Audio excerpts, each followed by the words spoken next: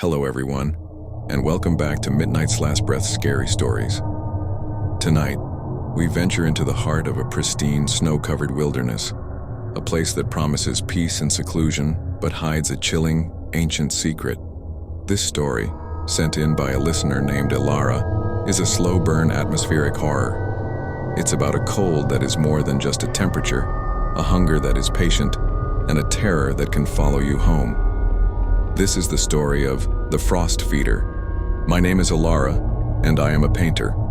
I see stories in colors and bring them to life on canvas.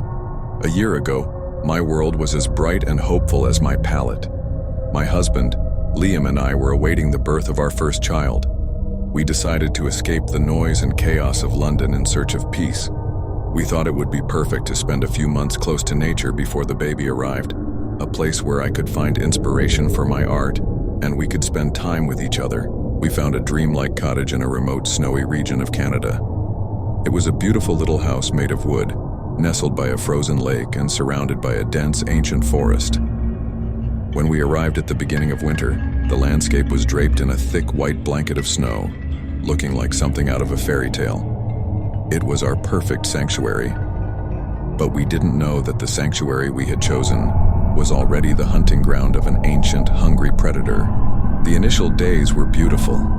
I would spend hours by the window painting the snow-covered landscape, while Liam chopped wood to keep the house warm. But slowly, I began to notice something strange. There was a coldness in the house that never went away. It wasn't a normal cold, it was a living, biting chill that seeped into your bones. One room in particular, the room we had prepared as the nursery for our coming child, was always colder than the rest of the house, no matter how high we stoked the fire.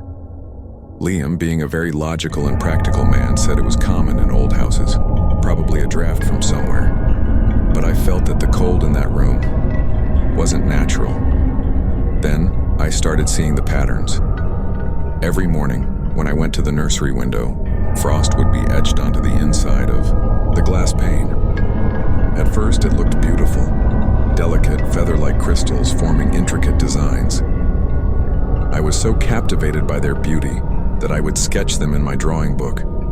But then the patterns began to change. They were no longer just random crystals. A structure started to emerge. They looked like branches, long, thorny branches growing towards the center of the window, as if a plant were growing inside the glass. I mentioned it to Liam, but he just laughed. "You're an artist, Elara. You see patterns in everything." His response silenced me, but a thorn of fear had pricked my heart.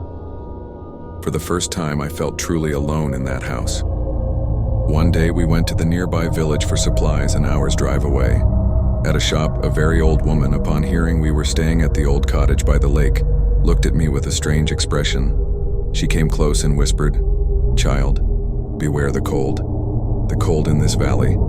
It has a long memory, and when the snow falls deep, it gets hungry." I didn't understand her words, but the fear in her tone came back to the cottage with me. Now my own health began to decline. I felt a constant, deep exhaustion and a profound, baseless sadness. My paintings, once vibrant, were now filled with browns and grays. I had no desire to laugh. I felt as if all the joy, all the energy within me was being slowly siphoned away. Liam was extremely worried. He suggested I see a doctor, thinking it was prenatal depression. He couldn't understand that the problem wasn't in my mind. It was in that house. One night, as I stood in the nursery, I looked at the frost pattern on the window. It wasn't branches anymore. It had taken the shape of long, thin, bony fingers spread across the glass. And between those fingers, I saw a blurred, screaming face. I screamed. Liam came running. I pointed at the window. But as he looked, the pattern vanished, replaced by ordinary crystals. "Elara, there's nothing there," he said gently, but his eyes were now filled with deep concern. "I think you need to rest." That night, I knew I wasn't going mad. Something was trying to communicate with me, or terrify me. Liam had to go to the city for 2 days for work. I begged him not to go, but it was unavoidable. After he left, I was all alone in that vast, silent house. That very night, a terrifying blizzard hit. The wind howled so fiercely it felt like it would tear the walls apart. The power went out. The generator worked for a few moments and then, with a loud sputter, died. I was now trapped in complete darkness and complete silence. The fire in the hearth was dying, and the cold inside the house. It was now unbearable. I lit an old lantern and took it to the nursery. As I entered the room, the ground fell out from under me. On all four walls of the room, from the inside, the same frost patterns were etched, the same bony fingers, now covering the entire room, crawling towards the ceiling. The temperature in the room dropped so low that I could see my own breath. I heard cracking sounds all around me. Crack, crack, as if ice was forming. And then, in the darkest corner of the room, the frost patterns began to coalesce. They started to form a shape. A tall, thin, humanoid figure, made entirely of ice and frost. It had no face, just a dark, empty void, as if a deep hole were pulling all the warmth, all the light from the room into itself. I was frozen with fear. I wanted to run, but my feet were stuck to the floor. The creature, the frost feeder, began to glide towards me. It made no sound. It was not looking at me. Its focus was on my stomach, where my baby was. In that moment, I understood everything. It wasn't my energy it was feeding on. It was sensing the new, warm life inside me. It had come for my child. This cold, this sadness, this exhaustion, it was all its hunger. As its icy hand reached for me, the mother's protective instinct inside me overwhelmed my fear. I broke free from my paralysis, grabbed the lantern and thrust its open flame directly at the creature. As the heat hit it, it let out a deafening, soundless shriek, a scream that I heard only in my mind. Its icy body began to disintegrate, turning into steam. It recoiled from the light and the fire. I didn't give it a chance. Holding the lantern in front of me like a shield, I ran out of the room and sprinted for the front door.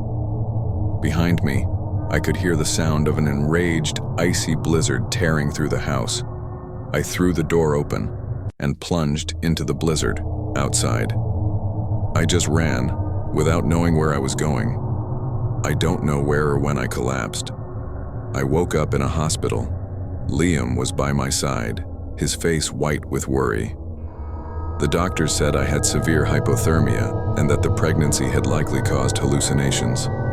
When Liam went back to the cottage to get our things, he said the house was completely normal. The generator was working and there were no frost patterns on the walls.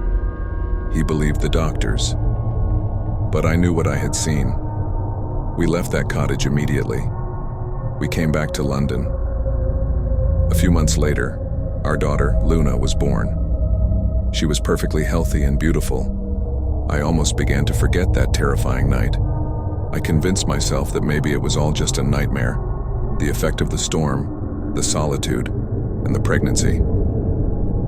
Last night, the first snow of the season fell in London. At night, when Luna was sleeping in her room, I went to check on her. The room was warm and peaceful. I stood by her cot, watching her. Then my eyes fell on the window pane.